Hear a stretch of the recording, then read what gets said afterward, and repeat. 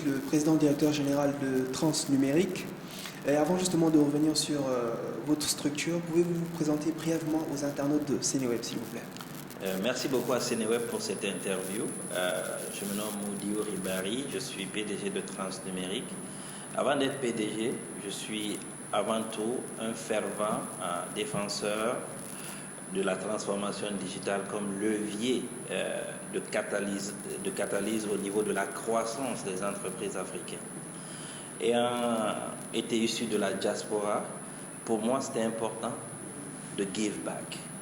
Et ce give back, c'est à travers les compétences et les connaissances que j'ai eu l'opportunité d'acquérir au Canada et de les mettre au service de notre cher continent afin qu'il puisse utiliser la 4e révolution comme facteur de croissance, de création d'emplois et de génération de richesses.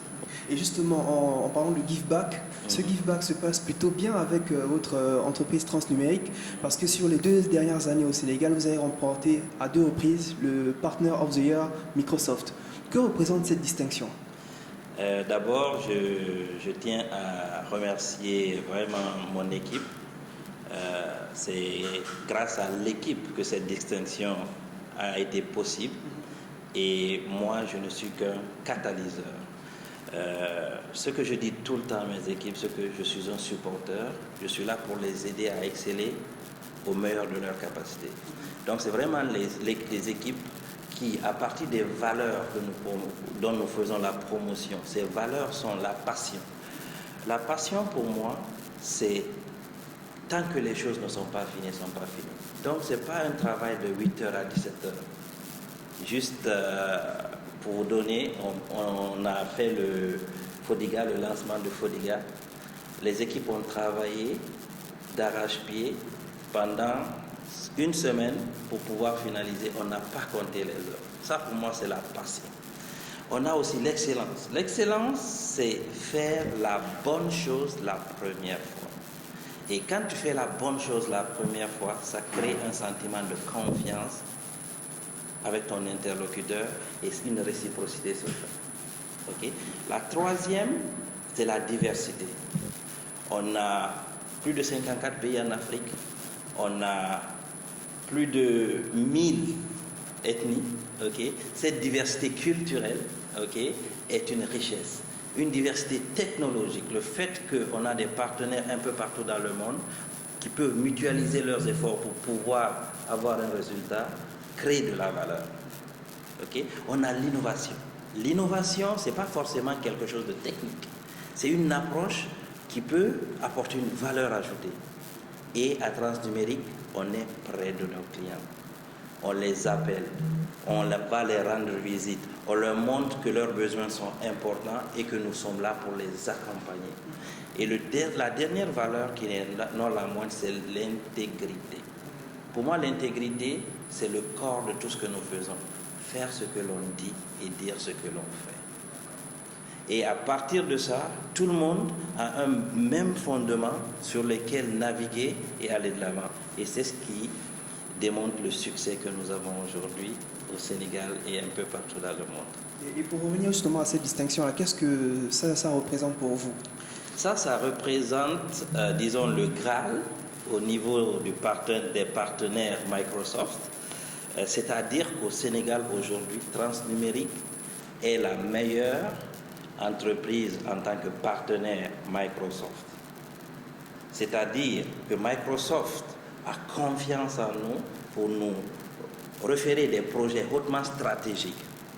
C'est-à-dire que nos clients peuvent avoir l'assurance que nous avons les compétences, les connaissances, la technologie pour pouvoir les aider tout au long de leur cheminement. C'est-à-dire que les employés, ont des formations certifiantes qui les permettent d'être à la hauteur des attentes des clients. Donc c'est tout cet écosystème-là qui est valorisé à travers le partenaire de l'année. Justement, mais plus spécifiquement, quelles sont les actions qui vous ont valu cette distinction-là, le Partner of the Year? Les actions, c'est déjà la croissance du portefeuille client. Transnumérique a pu acquérir plusieurs clients. Le deuxième, c'est la grosseur des portefeuilles. On a des gros clients comme Sénégal numérique, comme Procasef, qui est un projet qui est financé par la Banque nationale, comme la compagnie sucrière qui fait partie de nos clients. Okay? Donc, et la caisse de dépôt et de consignation aussi, okay, au Sénégal, qui font en sorte que nous avons pu augmenter notre croissance par rapport à l'année dernière, plus que tout autre partenaire, et générer une satisfaction au niveau des clients supérieure par notre approche innovante. Et vous avez souligné le fait que cette distinction, ce prix, on va me dire que c'est le Graal dans votre domaine, mais comment cela a-t-il influencé sur votre positionnement ici au Sénégal? Est-ce que cela vous a servi à mieux vous positionner au Sénégal? Définitivement. En fait, ce Graal vient avec une reconnaissance immédiate des clients. Donc, quand on dit que tu es partenaire de l'année, le client peut dire waouh, parce qu'il y a un processus assez rigoureux que Microsoft fait pour pouvoir faire cette sélection. Il y a des comités qui se rassemblent, ils voient les chiffres, ils voient les satisfactions des clients, ils voient un peu le nombre de certifiés que vous avez. Donc, ça vient avec une confiance. Donc, quand on approche les clients et on leur dit qu'on est partenaire de l'année, ils sont tout ouverts parce qu'ils n'ont pas besoin de valider si on sait faire ce qu'on dit qu'on sait faire. Ça, c'est déjà un check. Donc, ça facilite le contact et le positionnement d'une relation qui va devenir de confiance au fur et à mesure que l'on deal avec ces clients-là, qui finissent par devenir des partenaires. Justement, toujours concernant Transnumérique, alors Transnumérique se présente comme un allié pour les entreprises africaines dans leur processus de transformation numérique. Pouvez-vous nous dire un peu comment se passe cet accompagnement-là? Cet accompagnement-là est très simple. Okay? On ne prétend pas tout savoir et on part toujours du client. Donc, ça commence par une conversation, un recueil des besoins du client et ses pain points. Qu'est-ce qui lui fait mal aujourd'hui? Et nous, une fois qu'on a recueilli ça, on propose des solutions et on met un plan d'action qu'on exécute selon ce qu'on a dit qu'on allait faire. Walk the talk, intégrité. Une fois que ça c'est fait, on a déjà soulagé le client. Là, dans une deuxième étape, on va s'asseoir avec le client, voir son plan directeur d'évolution au niveau des TI en fonction de son budget et des ressources qu'il a. Et ensemble, on établit ce plan et puis on l'opérationnalise. On fait des suivis récurrents de ce qu'on a dit qu'on allait faire par rapport à là où on est. On fait des ajustements aux besoins pour qu'à la fin de l'année, on puisse faire un point. Et nous, on veut s'assurer que 100% des besoins du client sont satisfaits. Parce que le client est roi et on veut lui montrer ça en tout temps. Mais justement, au Sénégal, quels sont les principaux secteurs d'activité que vise Transnumérique? En fait, les principaux secteurs, c'est la banque, assurance. On a aussi tout ce qui est gouvernement. Okay. Nous avons aussi tout ce qui est entreprise de services. Okay. Il y a un volet aussi qu'on veut développer qui est la formation et l'adoption technologique. Étant donné que nous sommes dans le cloud, c'est pas si connu que ça. Donc, on fait vraiment, avec notre bâton de pèlerin, la vulgarisation de cette technologie, avec les avantages que cela procure et la sécurité que cela procure aussi, pour que les gens puissent venir faire cette adoption dans le cloud, et ce qui facilite grandement l'adoption et la transformation digitale, parce que les coûts en sont réduits, les dépenses sont amoindries, et puis le personnel aussi qui est requis en est amoindri aussi. Donc ça a un réel impact sur l'économie du Sénégal. Nous y reviendrons sur cet aspect économique-là. Mais en ce qui concerne l'année en cours, quelles sont les priorités et les objectifs de Transnumérique au Sénégal? Au Sénégal, nous avons parti un gros projet avec Sénégal Numérique et Microsoft qui s'appelle PIPE. C'est le programme entrepreneurial au niveau de l'innovation. Avec PIPE, ce qu'on veut, c'est permettre à travers un programme de Microsoft qui s'appelle ATO, Africa Transformation Office, que le Sénégal soit le premier pays dans lequel on va déployer une plateforme technologique qui va enrôler les petites très petites entreprises. Parce que généralement, ces entreprises-là sont négligées dans la transformation numérique parce qu'ils ont des moyens financiers faibles pour pouvoir faire cette adoption. ETIO a pour objectif de digitaliser 10 millions de petites et très petites entreprises au cours des 5 prochaines années. Et Transnumérique a été choisi par Microsoft comme un enabler de cette initiative. Donc, à travers Pipe, le formulaire est déjà disponible sur la plateforme de Sénégal numérique. Tout entrepreneur peut aller s'enregistrer et en fonction de ses besoins, on va mettre à sa disposition, moyennant certaines conditions, bien sûr, des plateformes digitales qui les permettent de générer des revenus et de scale up. Donc, Pipe, c'est vraiment quelque chose pour nous qui est très important. Le deuxième volet, c'est Communeo. Communeo, comme nouvelle commune, est une plateforme qui est basée sur l'infrastructure Azure qui permettrait à toutes les communes d'avoir une présence sur le web. Cette présence n'est pas seulement une présence statique. On va avoir une radio communautaire, on va avoir une TV, on va avoir une plateforme de crowdfunding pour pouvoir permettre de réaliser des projets à valeur ajoutée au niveau de ces communes. On va pouvoir avoir une visibilité des attraits touristiques de chacune des communes.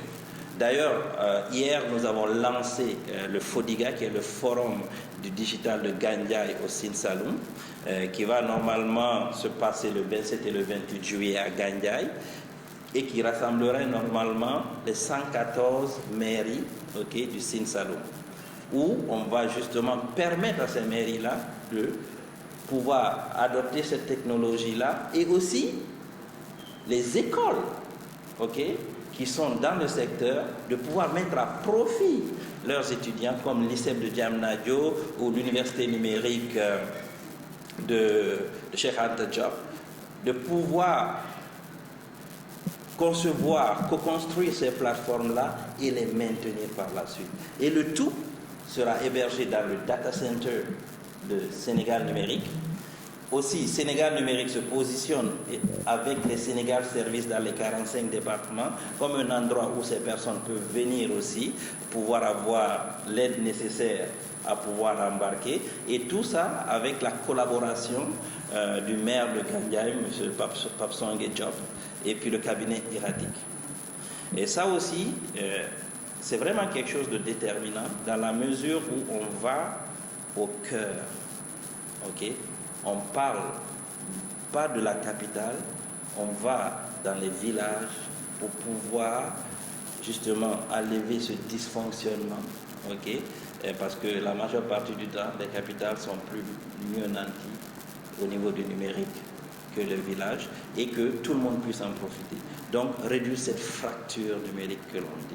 Mais on imagine que de telles ambitions, ça a un coût, notamment pour l'État, notamment dans la construction d'infrastructures numériques à l'intérieur du pays. On sait que ce n'est pas toujours évident à l'intérieur du pays. Mais si je vous demandais votre appréciation par rapport au secteur numérique au Sénégal dans son ensemble, que me répondiez-vous? Je vous dirais que le Sénégal est un modèle dans la sous-région. L'ADIE a pu mettre près de 6000 km de fibre optique. Ils ont aussi plus de 3 data centers. Le Sénégal a on parle de data center de Diamniadio, de PTN, et puis il y a un autre data center qui est en train d'être construit. Nous avons un nouveau câble sous-marin qui va augmenter la capacité de la bande passante. Donc je pense que tout le backbone est prêt. Maintenant, c'est juste aller au niveau de chacune des mairies et des collectivités territoriales pour pouvoir opérationnaliser cette infrastructure pour laquelle des grands investissements ont été faits. Donc ici, c'est de mettre du contenu et permettre de rentabiliser ces investissements-là. C'est là que nous nous positionnons. Alors vous parlez de rentabilité. Si je vous demandais, vous exercez dans le secteur du numérique, si je vous demandais comment le numérique peut impacter sur la croissance d'un pays, notamment africain en général, d'un continent africain, du continent africain en général et du Sénégal en particulier. Parce que bon, il y a toujours des appréciations de certaines personnes qui pensent encore que le numérique n'est qu'un vague secteur qui ne sert pas réellement à la croissance. Mais si aujourd'hui on vous demandait quel est l'impact que pourrait avoir le numérique dans l'économie d'un pays, notamment africain? Excellent, ça c'est une très bonne question. Ok, le numérique est beaucoup utilisé et tout le monde utilise le terme. Pour moi, il n'a de sens que lorsqu'il crée de la valeur. Et créer de la valeur, c'est que la personne finale qui reçoit un service et autres voit son état s'améliorer par rapport à sa situation actuelle. Je parlais d'un de nos clients ici qui s'appelle Vision Fund Sénégal et qui fait partie de World Bank, et puis je parlais à son DG et puis au DSI. Ils nous remercient, ils disent Monsieur Barry, nous vous remercions parce qu'on a implanté une plateforme Azure qui permettait à tous les agents qui font du microcrédit de pouvoir directement déverser et travailler à distance sans faire des déplacements aux centres locaux pour collecter des données. Il dit maintenant, grâce à ça, j'ai vu ma productivité augmenter de manière considérable. Les agents ne sont pas obligés de se déplacer, perdre du temps dans le transport, ça prenait à peu près 2 heures des fois, et ça les permet de se concentrer pour aller rencontrer les entrepreneurs qui ont le plus besoin et de faire un suivi dans leur core business. Pour moi, ça c'est de la valeur. Et dans le même ordre d'idée, on sait que le secteur de bancarisation, pour ouvrir un compte bancaire, c'est très difficile. Okay? Il demande beaucoup de collaterals, des garanties et puis tout. Avec le mobile money, qui est quelque chose de digital, maintenant, tout le monde peut acheter des choses et se faire livrer en étant chez lui à distance et même s'ils n'ont pas accès à un compte bancaire. Donc, tout ça, ce sont des facts. C'est le numérique qui permet de le faire. Moi, aujourd'hui, je voyage beaucoup, ok? Dans le temps, si je devais approuver des notes de dépenses ou des ordres de mission, il fallait que je sois dans mon bureau, je signe et puis je cachette et puis après on scanne. Aujourd'hui, à partir de mon téléphone, que je sois en transit à Paris ou que je sois au Ghana ou en Côte d'Ivoire et autres, on m'envoie, j'ai une notification, j'approuve et puis ça s'en va directement au niveau des RH et des comptables pour décaisser le montant. Justement, mais cet essor-là du secteur numérique ne vient pas sans son lot de conséquences. Et on se rappelle qu'au Sénégal, là, il y a eu des attaques cybercriminelles. Mais j'aimerais vous demander, est-ce que ce genre d'attaque-là, ça ne constitue pas en quelque sorte un mal pour un bien, dans la mesure où le pays se prépare maintenant davantage dans le futur à ce genre d'éventualité? Effectivement, en fait, on a changé. La Covid a fait en sorte que la dynamique mondiale a changé. Beaucoup d'entreprises sont là, elles sont parties dans le numérique. Et il y a des recommandations, il y a une posture à avoir lorsqu'on utilise le numérique en termes de sécurité.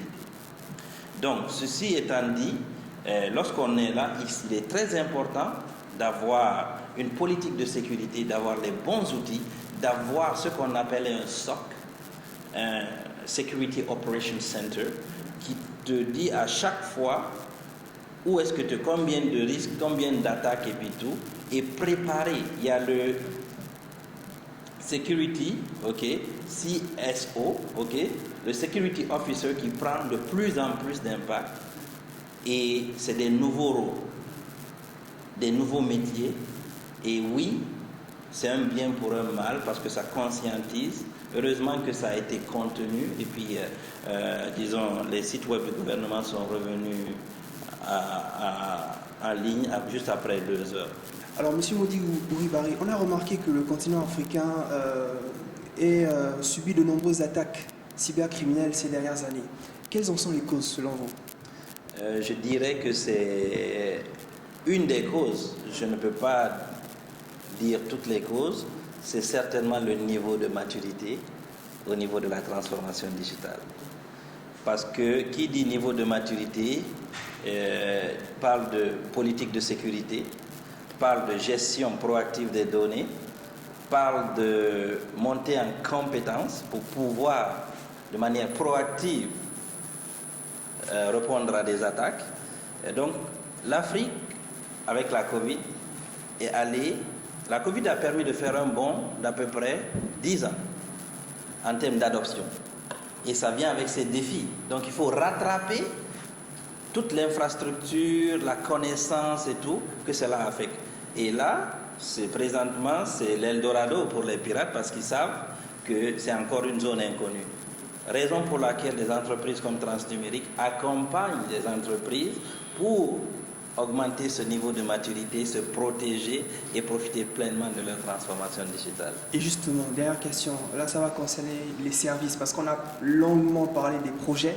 Et maintenant, si je vous demande, en parlant de vos nouveaux services, quels sont les domaines dans lesquels Transnumérique a récemment développé de nouvelles offres pour répondre aux besoins changeants des entreprises sénégalaises? Super. Au niveau des nouvelles offres, je vous ai déjà parlé de Pipe avec Sénégal Numérique, je vous ai parlé de Communéo. On a dans Pipe aussi, nous avons des partenaires comme Hewani, Virtual City, qui permet de digitaliser toute la chaîne de valeur agricole et le domaine de distribution aussi. Nous avons Boupas qui permet de digitaliser tout le transport, incluant le transport terrestre et le transport au niveau de l'aviation. Nous avons aussi, avec Microsoft, identifié des solutions e-commerce qui nous permettent d'avoir, pour les petites entreprises, accès à une plateforme transactionnelle pour vendre leurs produits et services. Donc tout ça, c'est dans Pipe. D'autre côté, on a eu des partenariats stratégiques, parce que je suis un fervent aussi, disons, quelqu'un qui pousse la coopération africaine. Donc on a eu un partenariat avec une entreprise au niveau du Ghana qui s'appelle eSolution, qui a une solution qui s'appelle Smart Workplace que l'on déploie dans plusieurs pays en collégialité. Nous avons aussi une entreprise au niveau du Nigeria Rugby avec qui on est en train de déployer des infrastructures critiques au Tchad notamment. Nous avons aussi une entreprise internationale qui s'appelle Noventic, qui est présente dans près de 60 pays avec plus de 6000 emplois et qui nous a approchés pour que nous puissions travailler ensemble au niveau de l'Afrique. Eux, ils viennent avec des solutions de téléphonie qui s'appellent Total Voice, Total View. Il y a aussi une solution d'intelligence artificielle. On parle souvent d'intelligence artificielle. Il y a un chatbot qui va pouvoir interagir avec la population en langue vernaculaire, qu'on met en place aussi. Nous avons aussi une solution de scan et puis d'identification des actifs de l'entreprise qui s'appelle des SAM, des Software Asset Management, avec Noventic /Qualio. Donc, et aussi, nous prévoyons mettre en place un centre de service 24/7 qui va adresser la sécurité, le service des usagers et permettre de bénéficier de manière facile et proactive, parce qu'on a des bureaux dans des pays où nous sommes, à la population et aux clients. Votre mot de la fin, Monsieur Horibari, en tant que panafricaniste dans le domaine du numérique et en panafricaniste dans son sens général, votre mot de la fin, s'il vous plaît. Le mot de la fin, j'aime bien cette phrase-là, seul on va vite, ensemble on va plus loin. Le slogan de Transnumérique, c'est ensemble développons votre potentiel numérique. Tout le monde a un potentiel numérique. Le numérique est une nécessité et nous sommes là pour pouvoir aider. On ne prétend pas tout connaître, mais on a, grâce justement à tout ce que nous avons pu réaliser jusqu'à aujourd'hui, on peut se dire qu'on est un one-stop shop. One-stop shop, c'est quoi? Je vais ironiser. Même si un client me vient et me dit « je veux acheter du pain », ce n'est pas de l'informatique. Je ne vais pas te dire « non, je ne vends pas du pain ». Je vais dire « ok, je connais des partenaires, si j'ai des partenaires, qui vendent du pain. Et si tu vas là, je suis sûr que ton pain va être de qualité. Donc aujourd'hui, au niveau de la transformation digitale, il n'y a pas un besoin que vous pouvez venir vers Transnumérique et qui ne puisse pas vous satisfaire. Et ensemble, c'est les entreprises du secteur public, les entreprises du secteur privé, le domaine d'éducation, parce que ce sont des viviers de ressources. Okay? On peut collaborer ensemble pour pouvoir permettre à l'Afrique de leverager la 4e révolution. Si on manque celle-là, avec les jeunes que nous avons, ça peut être un problème. Et je me dis souvent, je lis un livre qui s'appelle les 7 habitudes de ceux qui réussissent tout ce qu'ils entreprisent.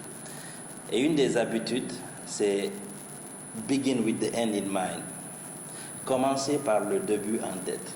Donc, c'est-à-dire sur ton lit de mort, quand tu revois ta vie et on te demande à des personnes qui sont autour de toi ce qu'ils diraient de toi, moi, ce que j'aimerais qu'on dise, c'est que Transnumérique a aidé des compagnies africaines à développer leur potentiel, à avoir leurs données sécurisées, à maîtriser les outils qui permettent d'augmenter leur productivité, a permis à des employés d'augmenter leurs compétences, à pouvoir influencer d'autres jeunes autour.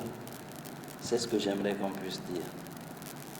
Monsieur Horibari, le message est passé et nous vous remercions pour cette interview. Merci beaucoup.